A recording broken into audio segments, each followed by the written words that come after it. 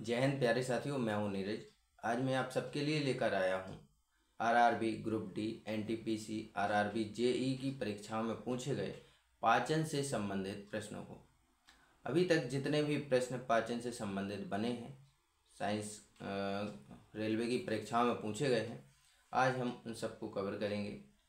आज का पहला प्रश्न है, पाचन के बाद कार्बोहाइड्रेट किस में परिवर्तित होता है? पाचन के बाद जो कार्बोहाइड्रेट है ये ग्लूकोज में परिवर्तित हो जाता है।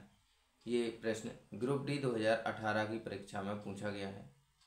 अगला प्रश्न, पाचन के चरणों का सही अनुक्रम बताइए। पाचन के चरणों का सही अनुक्रम क्या है? तो अंतःग्रहण, फिर पाचन होता है, अवशोषण होगा, उसके बाद मल त्याग होता है। बात करें दांत का एनेमल किससे बना होता है, तो दांत का एनेमल जो है कैल्शियम फास्फेट का बना होता है। एक वयस्क मनुष्य के मुंह में कितने दांत होते हैं? कृंतक दांत होते हैं।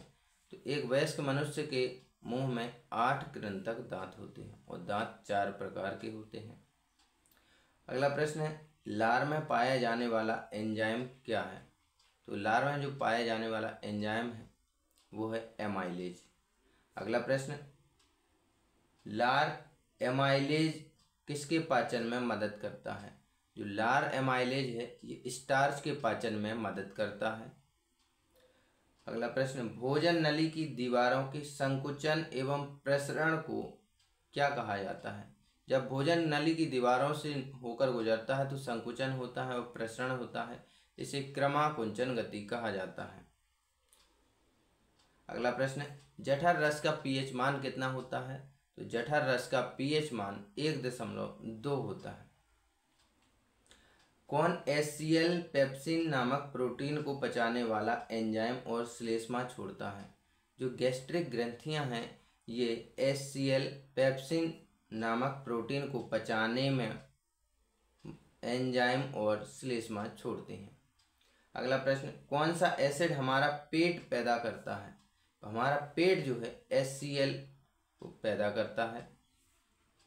मनुष्य के आमाशय में कौन सा अम्ल होता है? तो मनुष्य के आमाशय में HCl उत्पन्न होता है। अगला प्रश्न, एक तरफ रस दिए गए हैं, एंजाइम दिए गए हैं और एक तरफ स्थान बताया गया है।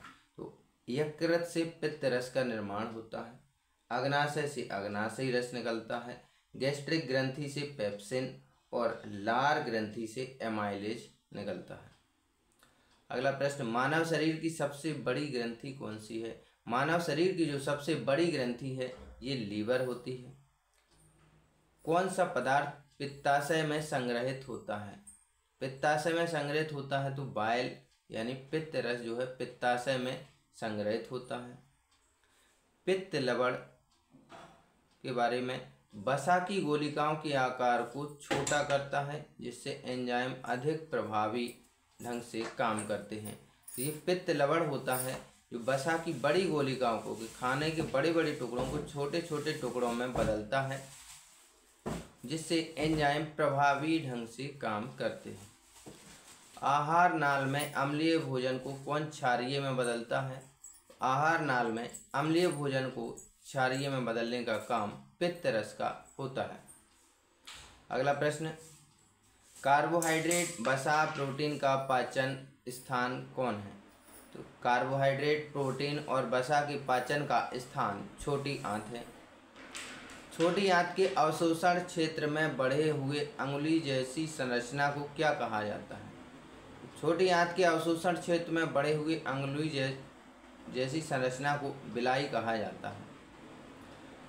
बात करें ड्यूडेनम किसका भाग है? तो ड्यूडेनम जो है छोटी आंत का भाग है। छोटी आंत के 3 भाग होते हैं, ड्यूडेनम, जेजुनम, इलियम। बड़ी आंत के भी 3 भाग होते हैं, सीकम, कोलम और रेक्टम। बात करें पेलाग्रा किसकी कमी से होता है? जो पेलाग्रा है ये नियासिन की कमी से होता है। मेगालोब्लास्टिक एनीमिया किस विटामिन की कमी से होता है? जो मेगालोब्लास्टिक एनीमिया है ये विटामिन B9 की कमी से होता है। कोबाल्ट में कौन सा विटामिन पाया जाता है? कोबाल्ट में विटामिन B12 पाया जाता है। ईस्ट किस विटामिन में प्रचुर मात्रा में पाया जाता है? तो जो ईस्ट है ये विटामिन बी में प्रचुर मात्रा में पाया जाता है।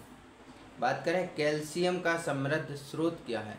कैल्शियम का समृद्ध स्रोत पनीर, अंजीर, कोलाइड और ग्रीन्स हैं।